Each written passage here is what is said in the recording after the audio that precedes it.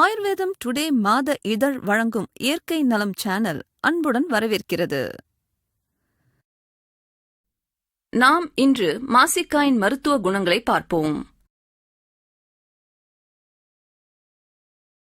மாசிக்காய் மற்ற மரங்களின் காயைப் போல் பூவிலிருந்து காயாகாது.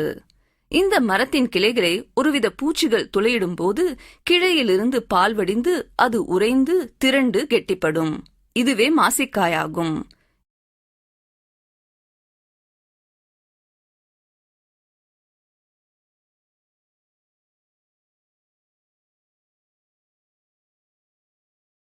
இது சித்த மருத்துவத்தில் பயன்படுத்தப்படும் அற்புதமான மருந்து.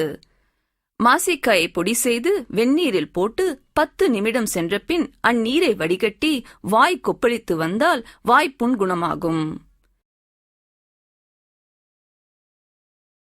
மாசிக்காயை பொடி செய்து அதனை சிறிதளவு தினம் 3 வேளை உட்கொண்டு வந்தால் பெண்களுக்கு மாதவிடாயின் போது ஏற்படும் அதிக இரத்தப்போக்கு கட்டுப்படும்.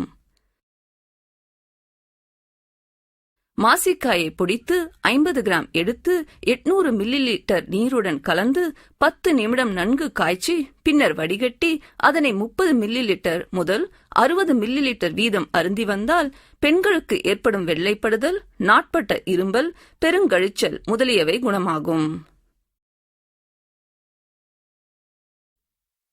பொதுவாக குழந்தைகளுக்கு உரைத்து கொடுக்கப்படும் உரை மருந்து வகைகளில் மாசிக்காயும் ஒன்றாகும். தாய்ப்பால் குடிக்கும் குழந்தைகளுக்கு பச்சையாக பேதியாகும். இதற்கு புது மண்சட்டியை வாங்கி வந்து கவிழ்த்து போட்டு அச்சட்டியின் மேல் மாசிக்காயை தாய்ப்பால் விட்டு இழைத்து குழந்தையின் நாவில் தடவி வந்தால் பேதி நிற்கும்.